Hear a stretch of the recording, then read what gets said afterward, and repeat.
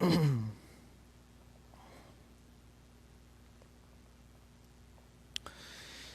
go ahead and start inshallah. أعوذ بالله من الشيطان الرجيم بسم الله الرحمن الرحيم الحمد لله رب العالمين والصلاة والسلام على سيدنا ونبينا أبي القاسم المصطفى محمد وعلى آله الطيبين الطاهرين واللعنة الدائمة على أعدائهم أجمعين من الآن إلى قيام يوم الدين. For the love of our beloved Prophet and his beloved progeny, please recite a loud salawat. Allahumma salli ala Muhammadin wa ali Muhammad. I hope everyone is doing well, inshallah. Before we start with today's program, as we normally do, I'll go through the names of the sponsors of tonight's program, and we'll take a moment to recite Surah Fatiha for their marhumin, inshallah. Brother Amir and Sister Aqsa Khan and family, Brother Ali Abbas and family, Brother Sayyid Ali Raza and Sister Aisha Asiya Zahra and family, and Dr. Agha and Dr. Uzma Mahdi and family. Recite Surah Fatiha for your marhumin and marhumat, as well as the marhumin and marhumat of the sponsors of tonight's program. Bismillah ar-Rahman ar-Rahim. Alhamdulillah rabbil alameen. Ar-Rahman ar-Rahim. Maliki yawmiddin. Iyyaka na'budu wa iyyaka nasta'in. Ihdina as-siratal mustaqim. Siratal ladzina an'amta 'alayhim ghayril maghdubi 'alayhim waladdallin. As we normally do, inshallah, I'll go through the dua of today, which is also a beautiful dua, and then immediately afterwards we will start with the topic that we had been discussing. Bismillah ar-Rahman ar-Rahim. Allahumma ja'alli fihi nasiban min rahmatika al-wasi'a. Oh Allah, on this day, make it such that a portion of your mercy, that a fraction of your mercy will encompass me. The mercy of yours that encompasses everything, al-wasi'a. The mercy of yours, the rahmah of yours, that is all-encompassing. Allow it to encompass me on this day as well. وَاهْدِنِي فِيهِ لِبَرَاهِينِكَ السَّاطِعَةِ. And in this day, guide me to those signs of yours that are shining, those things that can guide me in my life. وَخُذْ بِنَاصِيَتِي إِلَى مَرْضَاتِكَ الْجَامِعَةِ. And take my hand. Nasiya refers to the front of the forehead. And in Arabic, when they say nasiya, if you grab somebody from their nasiya, from the forehead, or from the hair that is grown at the forehead, this was a metaphor to speak of someone who is taking control authority of someone, right? خُذْ بِنَاصِيَتِي. You take my hand and you take my life and you guide it towards those things that are going to satisfy you, those things that bring about your pleasure and your satisfaction. بِمَحَبَّتِكَ يَا أَمَلَ الْمُشْتَاقِينَ. By the right of your love and affection, O the one who is the ultimate dream of all of those who are looking forward and are inclined towards him. Okay. Before I start, inshallah, tonight's program, I want to take a moment to offer my condolences on the passing of Lady Khadija salamullahi alayha. And I wanted to talk about her just a little bit before we actually go into the topic of the story of Yusuf alayhi salam, because we are all truly in debt to this lady. And we wouldn't be sitting here if it wasn't for someone like Lady Khadija salamullahi alayha. This rock of the Prophet, the person who was there for the Prophet at every corner in his life, as long as she was alive with the Prophet. It's interesting, when you look at the life of Lady Khadija, you find that she was there for the Prophet from a financial perspective, and we all know very well what Lady Khadija did with her wealth, this wealth that she had gathered over years and years with hard work. Now all of a sudden she's giving all of it away for this path, this new path that Muhammad is on. It's not an easy thing to do.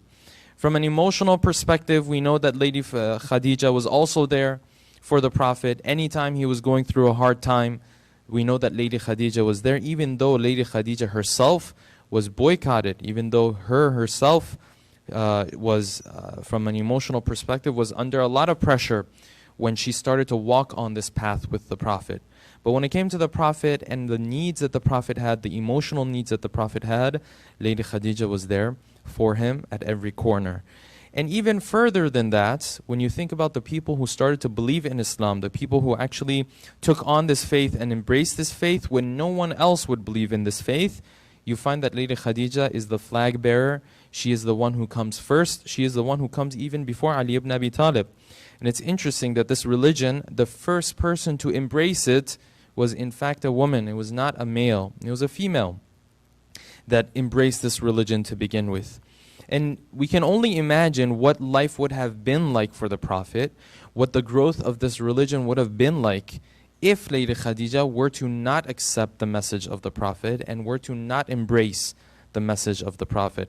If she wasn't there when no one else was performing salat with the Prophet and Ali ibn Abi Talib, who else was going to be able to support this religion? When you take a look at this, one of the lessons that we can take away from her life truly is just comparing the sacrifices that she has made compared to the sacrifices that we have made. And this is something that we have to constantly remind ourselves of, because normally us as people who practice this religion and as people who have received this religion over 1400 years of heritage, we are now receiving it. Usually what comes to our mind is the difficulties, the burden, how difficult it is to be a Muslim. And there are difficulties to it, and there's no doubt about that. But then when you compare the sacrifices that someone like Lady Khadija went through, and then you compare it to the sacrifices that we go through, our sacrifices really pale in comparison when it comes to Lady Khadija. And this really puts things into perspective that we don't take this religion for granted.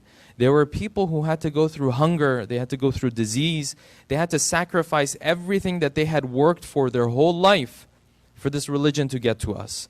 And therefore, we can't take this religion lightly. We can't come across this religion. If we don't like a part of it, we want to change it. If we don't like this part of it or that part of it, we skip some practices, we skip some teachings of Islam. We only choose the parts that we like and we don't like. No, people have given their lives, they've given their blood, they've given their sweat, they've given their wealth, as in the case of Lady Khadija, and many other things she gave in order for this religion to get to us. And therefore, for someone like us, we need to keep that in mind so that we never take this religion for granted, inshallah. You look at the life of Lady Khadija, you find after all of these sacrifices that she made, she gave up her wealth and her life and the support that she would have had from the community and the honor that she would have had in the community, that she had to give up because of believing in the Prophet. When you look at all of this, you find that even in her life, there was no moment for her to be recognized. It wasn't like they had some ceremony to thank her. It wasn't like there was any moment where they could gather all the Muslims and thank Lady Khadija for what she was doing. No, Lady Khadija passed away at a time in Islamic history where the Muslims were not even a thing yet. Muslims were not even a power yet. Muslims were not even considered a player in the society and in the politics of that time. And therefore, the sacrifices of Lady Khadija, from a worldly perspective, it seems as though it went unnoticed. But the place you find Lady Khadija, she is recognized, she is acknowledged, she is thanked, is how the Prophet used to remember her day in and day out after she passed away. That's why some of the wives of the Prophet used to say that there was no time that the Prophet used to come to the house or she used to leave the house except that he used to remember Khadija. And at times when people asked the Prophet, they said, why is it that you cry so much over Khadija? And why is it that you bother yourself so much about the fact that Khadija isn't around anymore? The Prophet would respond. He would say, listen, she believed in me when nobody else believed in me. She was the first one to embrace my religion. And because of that, Khadija always had such a special place in the heart of the Prophet. This is the only recognition that Khadija has received. Right? Even in terms of her grave, even in terms of where she's buried, there is no shrine, there's nothing to remember her really from a worldly perspective if you think about it. But it's enough for her that the Prophet ﷺ remembers her at every corner in his life. And we pray to Allah subhanahu wa ta'ala that we can make this dear mother of ours proud on the Day of Judgment. Imagine if you walk into the Day of Judgment, inshallah, and Lady Khadija is there and she has witnessed what you have done with the result of all of these sacrifices that she has to make. Which she looks at you and says, you are the one who received this religion. Imagine the happiness that will be in your heart and in my heart if we could make something happen to then bring a smile to her face on that day. Right? If we could see her while she is smiling, while she is happy because of us. Or, God forbid, na'udhu billah, we walk into this Day of Judgment and Lady Khadija looks at us with the type of look that I went through all these sacrifices, right? And I gave up my wealth and the support from the community and my position and everything that I had. And this is the way you guys received the religion, and this is the way you guys promoted the religion. We pray to Allah subhanahu wa ta'ala that inshallah we can be part of the first group. That when we walk into the mahshar, we see her and that we see a smile of happiness, a smile of satisfaction on her face, and there will be no happiness that will compare to that. Inshallah, we pray to Allah subhanahu wa ta'ala that we are amongst those that we make her, the Prophet, and the Ahlul Bayt happy on the day of judgment. Inshallah. Please recite the salawat. Allahumma salli ala Muhammad wa ala Muhammad wa ajil. Having said that, let's move on to the topic that we were discussing last night. We were discussing the story of Yusuf alayhi salam, and we reached this point where Yusuf alayhi salam, he was bought by Potiphar, this high-ranking official in Egypt. And we said that Potiphar, he did something very uncommon. Normally, when masters used to buy slaves, they used to take these slaves and they used to not even look at them. They were objects. They didn't even matter for the master. But what Potiphar did was very different. What Potiphar did was that he took Yusuf alayhi salam and he did two things. First of all, he made sure that wherever Yusuf is going to be in this castle or in this palace, that he would be in a very honorable position. He would be honored wherever he is, number one, which is very uncommon for slaves. And number two, the second thing that he did was that he took his own wife and he made his own wife in charge of Yusuf alayhi salam. He made his own wife the owner of Yusuf alayhi salam, and he told his own wife to attend to the needs of Yusuf alayhi salam. We said this was also uncommon at that time, because when you bought a slave, the people who used to watch after these slaves or attend to the needs of these slaves, it wasn't the lady of the house, so to speak. It wasn't the lady of the palace. No, it was some other workers. They would deal with them. But Potiphar understands how special Yusuf is. He took Yusuf, came to his wife directly and told his wife to attend to the needs of Yusuf. Akrimi mathwa. And then Potiphar added these couple of words. He said, Asa an yanfa'ana aw natakhidahu walada. First of all, he is sweet, he is attractive. Maybe we can adopt him as our own son. Even though he's a slave, maybe we can adopt him as our own son. Asa an yanfa'ana. Or maybe we can even have him benefit us even in different ways. Maybe he can grow up and take on the responsibilities of our household. Again, this is a slave that they're talking about. But Yusuf has already displayed talents. He's already displayed the type of gifts that Potiphar can see him and see in him this adult that can take on a lot of the duties and the responsibilities in this house. Okay. Then we continue. The Quran said, وَكَذَلِكَ مَكَّنَّا لِيُوسُف. This was part of our plan for Yusuf, to place him in this particular situation, because when he is in this particular situation, he is going to be tested. And when he is tested, then he will be given the interpretation or the knowledge of the interpretation of dreams. وَلِنُعَلِّمَهُ مِن تَأْوِيلِ الْأَحَادِيثِ Wallahu ghalibun ala amrih. And Allah subhanahu wa ta'ala knows exactly what He's doing. He knows what He's doing when someone ends up in a well, but the well that the brothers chose is the same well that a caravan is going to come and pass by, that is going to end up in Egypt, that is going to end up selling slaves the same time Potiphar is going to be buying slaves.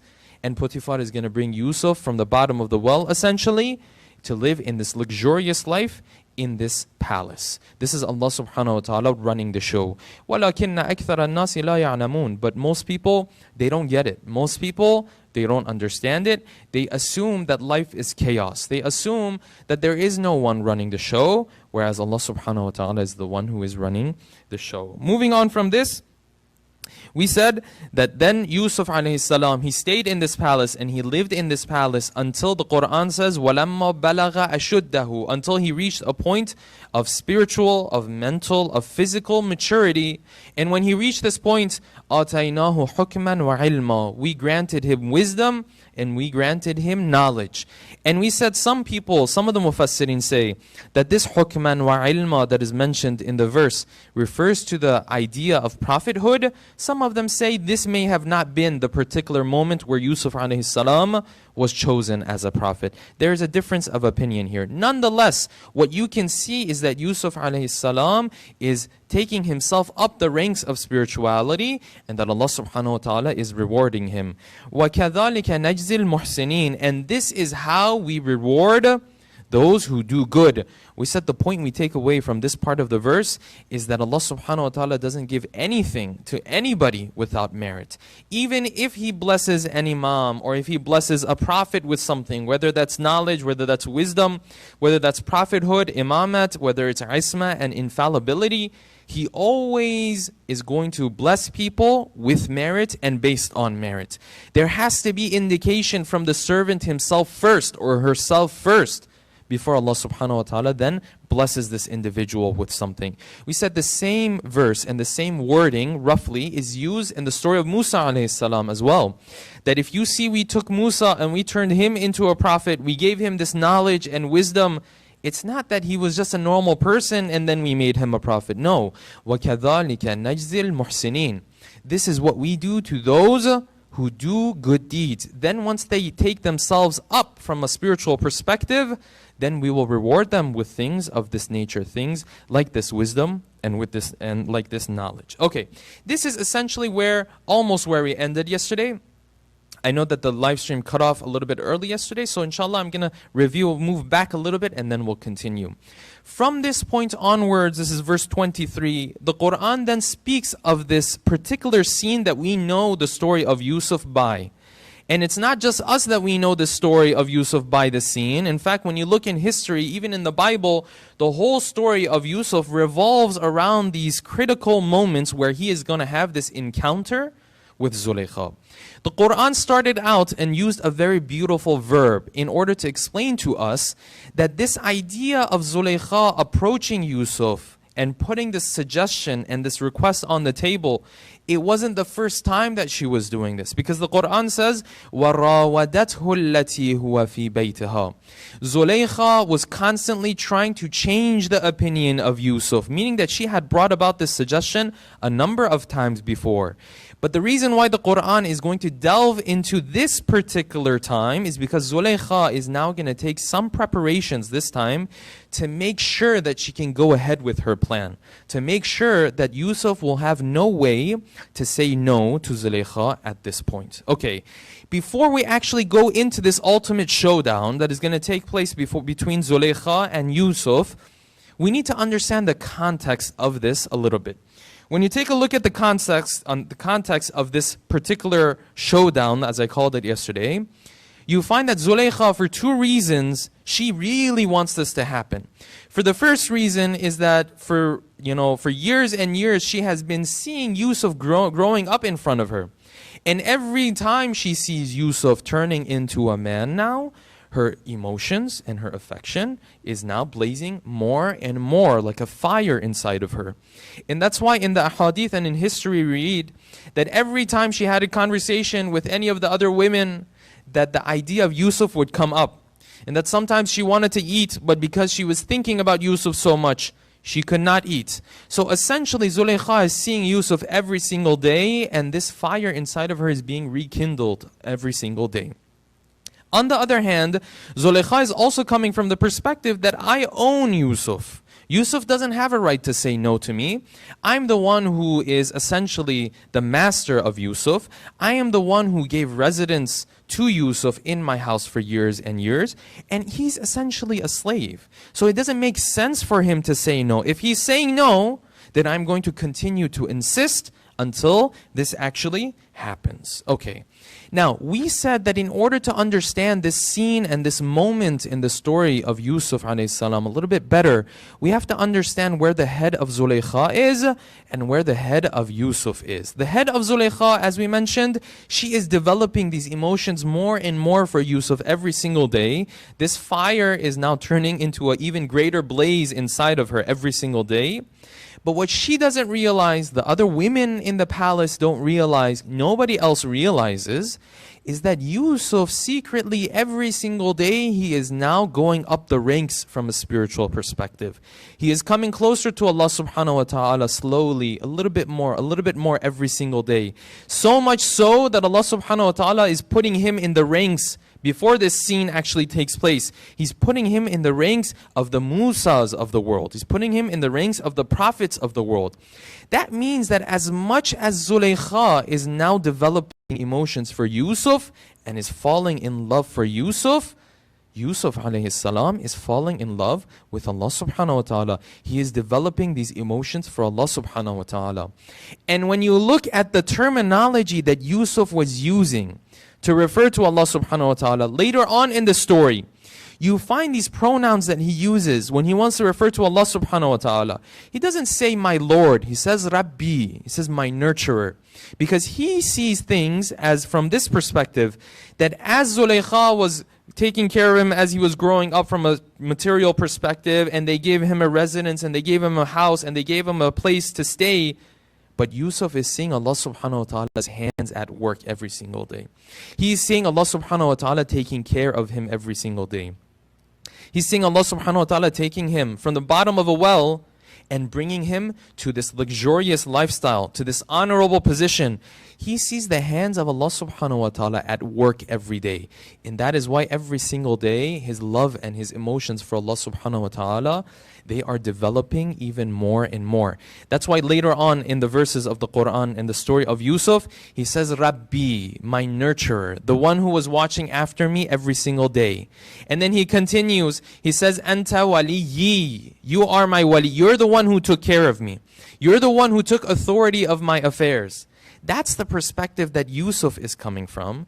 This is the perspective that Zulaykha is coming from.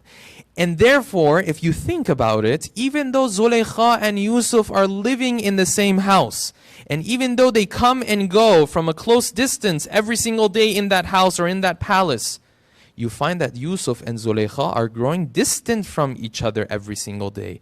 Where the head of Zulaykha is and what the head of Yusuf is completely different from one another. And therefore, the story of Yusuf alayhi salam is not a story and a tale about the love of Zulaykha. It's not a tale and a story about one love that Zulaykha had towards Yusuf. In fact, it is a story about two loves clashing with one another. There is the love of Zulaykha that is pulling Yusuf towards herself. And then there is the love that Yusuf has towards Allah subhanahu wa ta'ala that is pulling Yusuf towards Allah subhanahu wa ta'ala. In this ultimate showdown, what we're really trying to figure out in this story and in this critical moment in the story of Yusuf is to see which of these two loves is going to overcome the other one. Which of these two loves is stronger? Which of these two loves is going to pull the person who has that love in their heart more? And as we go through the story, we will see that the love of Allah subhanahu wa ta'ala in the heart of Yusuf was able to pull him a whole lot more than the love that Zulaykha had in her heart for Yusuf. These two loves are going to have an ultimate showdown and an ultimate clash at this point. Okay, having understood this, there's another point that we have to keep in mind the context of what we're about to go through. And that is this, that as much as Yusuf wants to stay away from this, but you have to understand from a materialistic perspective, and this is what makes the story of Yusuf so special, that even others, even Christians, Jews, everyone has heard of this story.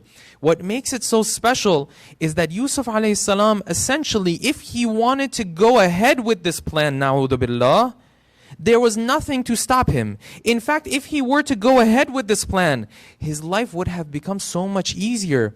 Because if he had gone ahead with this plan, then Zulaykha would have been his fan. Then Zulaykha would have been there to open up his life to so many more opportunities. It's important to remember this. This is on one hand.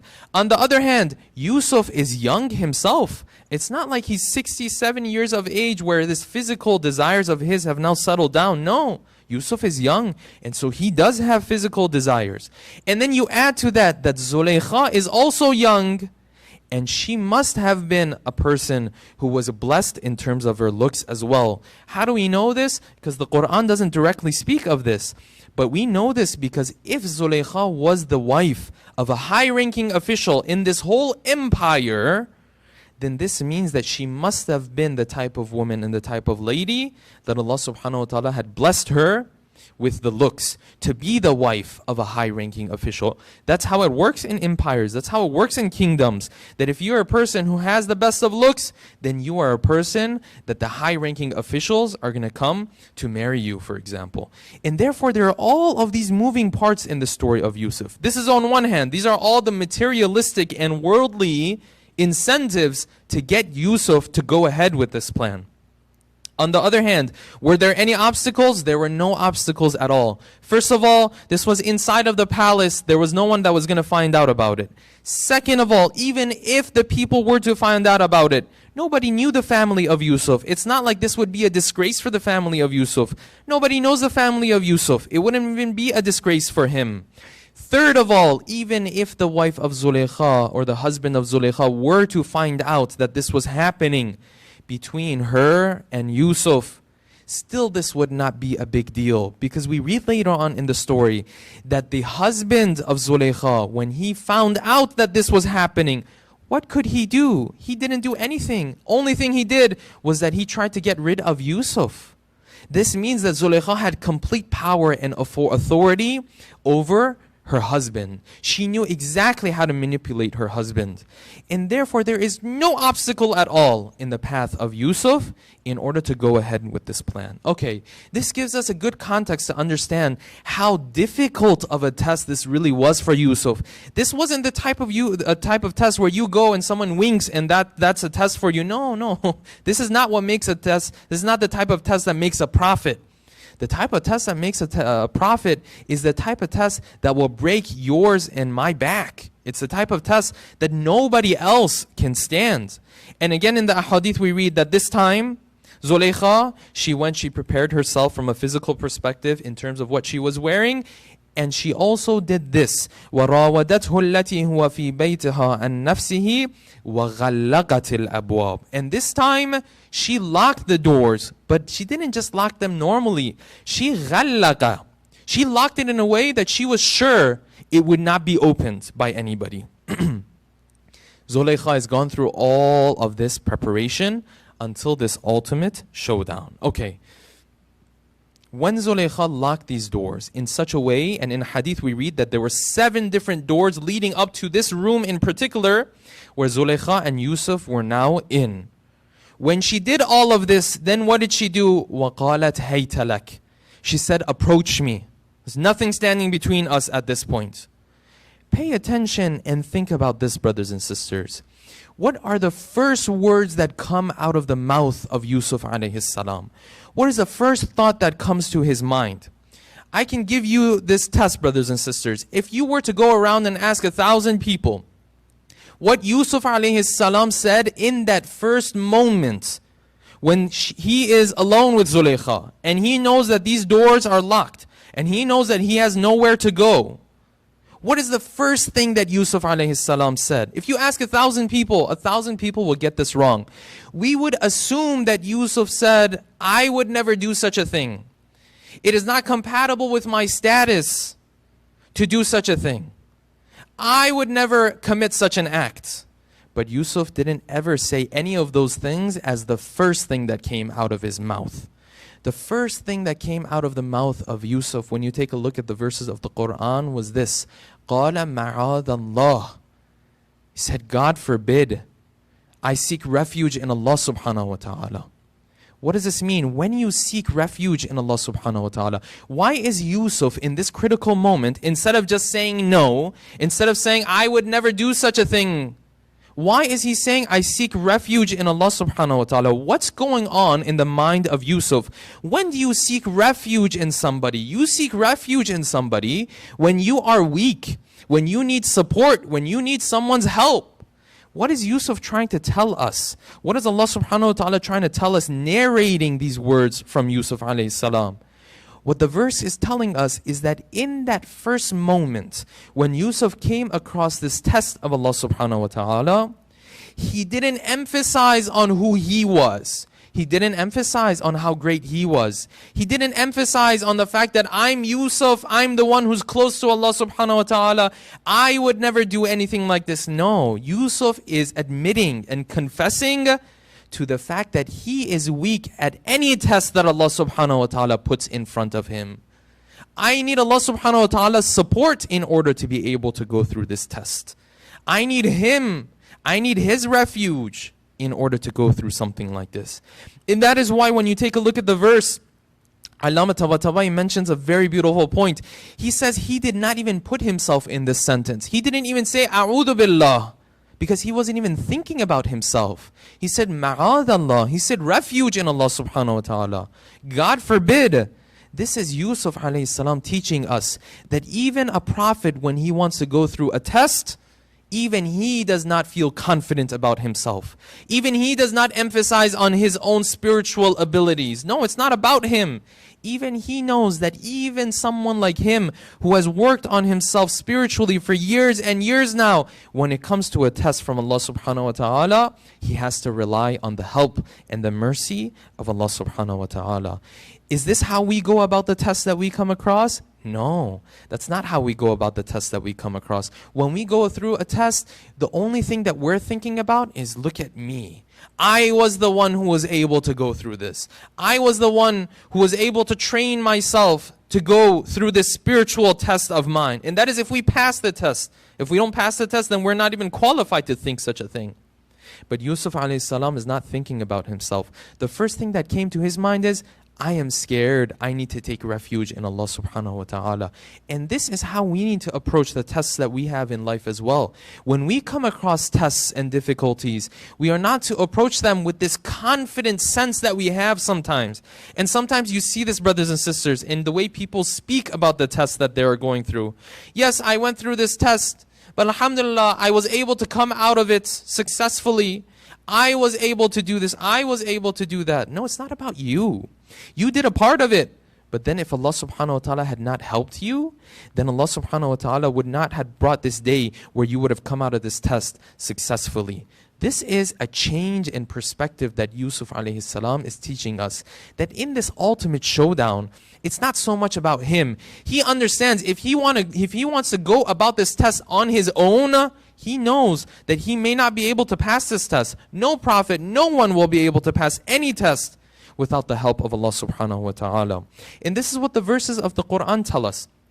Verse 21 of Surah An-Nur says, وَلَوْلَا فَضْلُ اللَّهِ عَلَيْكُمْ وَرَحْمَتُهُ. If it wasn't for the grace and the mercy of Allah subhanahu wa ta'ala, مَا زَكَى مِنْكُم مِّنْ أَحَدٍ أَبَدًا. None of you would be able to purify themselves ever. Because if you ever pass a test successfully, it is with the mercy and the help of Allah subhanahu wa ta'ala. Another point we can take away from this part of the story of Yusuf is that when we do come across the tests that we come across in life, to not approach them so much in this confidence perspective, from this confident perspective that yes, I will take this. Any test that Allah subhanahu wa ta'ala puts in front of me, I will take care of it. No, it's not like that, brothers and sisters. Our prophets, when they thought about tests, they were scared about these tests. And when they did come across these tests, they would seek refuge in Allah subhanahu wa ta'ala before they would do anything, because they knew that they needed the strength and the help of Allah subhanahu wa ta'ala to go through this test. This is why we also have in the verses of the Quran, وَلَا تَقُولَنَّ لِشَيْءٍ إِنِّي فَاعِلٌ ذَلِكَ غَدًا إِلَّا أَن يَشَاءَ اللَّهُ. Never say you're going to take care of something unless you say that Allah subhanahu wa ta'ala has to help you with it. Allah subhanahu wa ta'ala His will has to be there with you in order to be successful in this task and in this path. Everything we do has to come with Allah subhanahu wa ta'ala. Therefore, in the story of Yusuf, when Zulaykha made this suggestion, this final showdown, وَقَالَتْ هَيْتَ لَكَ, approach me, there's nothing standing in between us. You find the first words that come out of the mouth of Yusuf alayhi salam is what? قَالَ مَعَاذَ اللَّهِ. I need to seek refuge in Allah subhanahu wa ta'ala. And then he continued from this point onwards. Then afterwards, he said this, إِنَّهُ رَبِّي. Allah subhanahu wa ta'ala is my nurturer. In other words, He is the one who has brought me throughout these different stages of my life. He's the one who's been taking care of me. Zulaykha is looking at it from a different perspective. Zulaykha is saying, no, I was the one who was taking care of you. But we said that where the head of Zulaykha was and where the head of Yusuf was, very different from one another. Zulaykha says, I brought you to my house. I honored you, right? I fed you every single day. Now you've turned into an adult. You're saying no to me. Yusuf is saying, listen, I can't say no to the one who brought me to this palace, who fed me every day, and who made me an adult. Different perspectives they have. These two loves are going to clash, and as it's clashing right now, you can tell that the love that Yusuf has for Allah subhanahu wa ta'ala, the love that Yusuf has for everything that Allah subhanahu wa ta'ala has done for him up to this point in his life, is overcoming the love that Zulaykha has for Yusuf. The verses continue, إِنَّهُ رَبِّي أَحْسَنَ مَثْوَاي إِنَّهُ لَا يُفْلِحُ الظَّالِمُونَ. If I were to do this, I'm going to be amongst the wrongdoers. And if I do this wrong against my Lord, I do this wrong against my Rabb, I will not reach salvation. I won't be successful. What kind of request is this? You're expecting me to go against the one who has been taking care of me throughout these days and throughout these nights? Okay. This is not where the conversation ended. At least what we read in the verses of the Quran doesn't stop here talking about this critical moment. The Quran then adds another verse. In this verse, which is verse 24, is the verse where things are very difficult to understand, because we're trying to understand what happened in this critical moment. Did Yusuf really want to go ahead with this and he didn't? Or was there something that all of a sudden stopped him from going ahead with this? What was it that stopped Yusuf alayhi salam from going ahead with this plan and this suggestion of Zulaykha? Now, this verse of the Quran, like I said, many of the Mufassirin have had different opinions about what this verse is referring to. Because the verse says, وَلَقَدْ هَمَّتْ بِهِ. The rough translation of the verse is going to be something like this. And this is not a very correct translation, a very precise translation of the verse. So hold on to this, because tomorrow we're going to come back to this verse. This is not the correct translation of the verse. But normally the way people would look at this verse is this. وَلَقَدْ هَمَّتْ بِهِ. And she made the decision to go ahead with this. She made the decision to approach Yusuf and to commit this deed. وَلَقَدْ هَمَّتْ بِهِ وَهَمَّ بِهَا. And Yusuf also made the decision to go ahead with this. لَوْلَا أَنْ رَأَى بُرْهَانَ رَبِّهِ. If it was not for the fact that he saw the sign of Allah subhanahu wa ta'ala, the light of Allah subhanahu wa ta'ala. Normally when the Muslims reach this verse of the Quran, they would translate it like this. وَلَقَدْ. This lam at the beginning of the verse is what comes after you have sworn. It says, وَاللَّهِ لَقَدْ. I swear that she decided to go ahead with this and she was going to commit this deed. And Yusuf was also going to commit this deed if it was not for Allah subhanahu wa ta'ala saving him. The problem this understanding of the verse brings about is, then Yusuf was just going to go ahead with this? Yusuf was just going to make this intention except that Allah subhanahu wa ta'ala saved him in this position? What is the correct understanding of this verse of the Quran?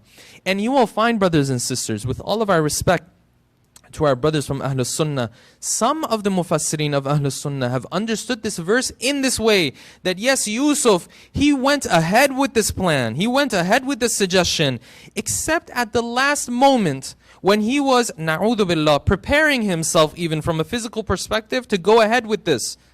That in the last moment Allah subhanahu wa ta'ala showed him something that turned him away. And then we have ahadith, and from the Shia school of thought's perspective, we know for sure that these ahadith do not carry any weight and any value, not because we're just throwing away ahadith, because the verse of the Quran will tell us in a couple of words that these ahadith hold no value. But these ahadith say that yes, Yusuf alayhi salam, na'udhu billah, even the way he was approaching Zulaykha, he was preparing to go ahead with this. And that in this last moment, some ahadith say that he saw his father, for example, Ya'qub, showed up to him in a vision, and that Ya'qub was biting his finger, as in the meaning of, what are you doing? Hold back. Some other ahadith we have, they say that no, Yusuf alayhi salam, he heard a call from the skies, he heard a call from Jibreel that you're a prophet, why are you going ahead with this? In some of the other ahadith we read that no, he heard some verses of the Quran and then he decided to hold back. And in other ahadith we hear and read other things as well. And unfortunately some of these we find in the tafsirs of some of the bigger mufassirin from the Sunni school of thought, particularly a tafsir al-Kashaf of Zamakhshari and some of the other mufassirin as well. That yes, Yusuf was going ahead with this, God just saved him at the last moment. Is this the hero of Yusuf that we are talking about? Is this the Yusuf that Allah subhanahu wa ta'ala is discussing his whole story in one surah of the Quran, dedicating the whole surah to one story, and that is the story of Yusuf? This is the same Yusuf that was going to go ahead with it, except that Allah subhanahu wa ta'ala saved him in the last moment. This is not the way the Shia school of thought looks at these verses. Inshallah, tomorrow Well, not tomorrow, unfortunately. Inshallah, Thursday. As you know, Thursdays we're also going to be discussing the story of Yusuf alayhi salam. As I wrap up, inshallah, we'll go through this verse of the Quran, and I will show you two clues. And of course, these are not things that we think about. These are what we take from the Quranic genius of Allama Tabatabai. May Allah subhanahu wa ta'ala bless his soul. We will take two clues from the verse that show us that this understanding of the verse is wrong. That yes, Yusuf was going to go ahead with it, except God saved him at the last moment. No. There are a number of reasons why this is not true. And you will see, and as a little bit of homework that you guys can do, take a look at this same verse, verse 24 that we're going through. If you take a look at this verse, there are a couple of signs and clues in the verse that show that Yusuf would have never even made the decision to go ahead with this. For then Allah subhanahu wa ta'ala to save him. If you want to think about that until next session, think about that. Take a look at this verse. There are two clues in this verse that will show you that Yusuf never ever made that decision. Yusuf is a pure prophet of Allah subhanahu wa ta'ala. What is he going to do when he comes across this type of a test? Yes, he understands he's weak. He understands he needs the support of Allah subhanahu wa ta'ala. But this doesn't mean that he's going to go ahead with it. No, he's going to hold back with the help and support of Allah subhanahu wa ta'ala. Inshallah, as we continue with the story, we'll understand what the Quran says and how the Quran puts it so beautifully as to why Yusuf alayhi salam did not go ahead with the suggestion of Zulaykha and what happened after that, and how the life of Yusuf started to change dramatically. You would think that once you pass one test of Allah subhanahu wa ta'ala, then you're good to go. But then you look in the life of Yusuf, one test that he passed, then Allah subhanahu wa ta'ala puts another test in front of him. And then another test in front of him. With us, if Allah subhanahu wa ta'ala tests us once or even twice, that's it for us. We can't take it anymore. We say, oh, this is enough. Right? They say this guy, I'll end with this just to bring us, inshallah, a little bit of a smile to your face. They say this guy, he was falling down from the stairs. He tripped up, he fell down from the stairs, and he hit his head on the first stair, and then the second stair, and then he went all the way down. By the fourth and fifth stair, he said, Ya Imam Mahdi, it's time for you to come now. Like, what else are we waiting for at this point? Too many difficulties, right? This is how we go about tests. And then Yusuf alayhi salam, he passes one difficult test, then Allah subhanahu wa ta'ala throws another difficult test at him, and he passes that test as well. Inshallah, next Thursday, we'll continue with the rest of the story. Inshallah, I want to take a moment again for us to recite Surah Fatiha for the marhumeen of the sponsors of tonight's program, inshallah, before we end. I'm just going to take a quick look to see if there are any questions. Okay, no questions. Assalamu alaikum to everybody who has joined us and has said salam in the group chat, inshallah.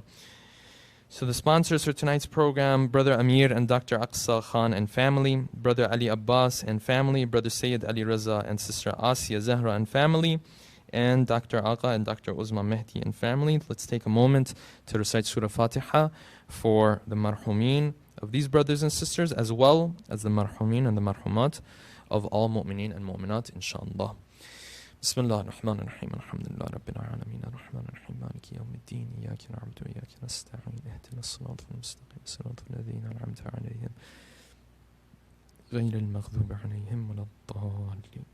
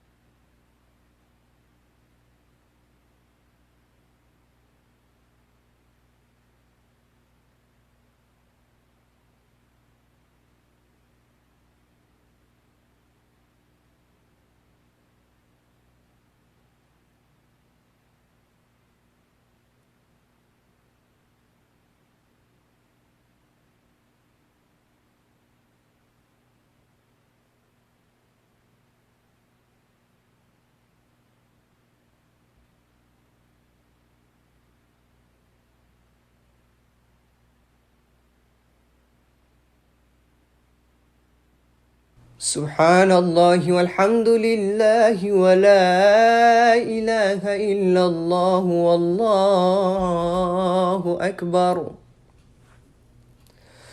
الله أكبر الله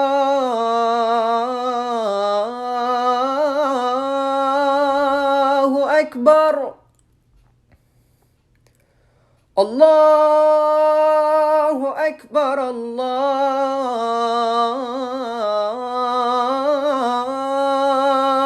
أكبر. أشهد أن لا إله إلا الله. أشهد أن لا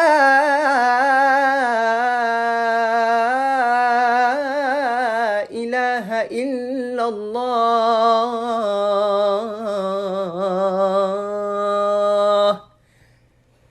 أشهد أن محمدا رسول الله. أشهد أن محمدا رسول الله.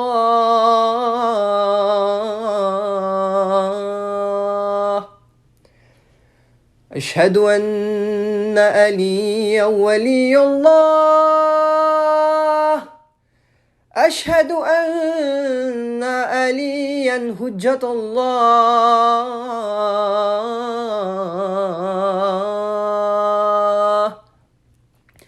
حي على الصلاة. حي على الصلاة.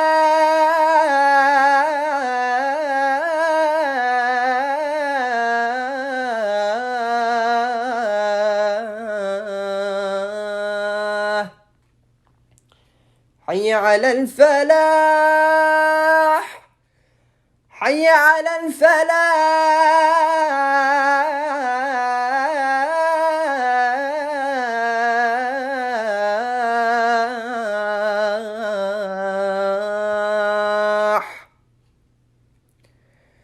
حي على خير العمل.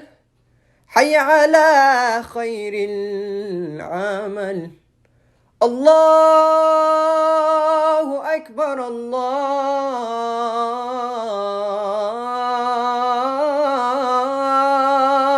أكبر. لا إله إلا الله.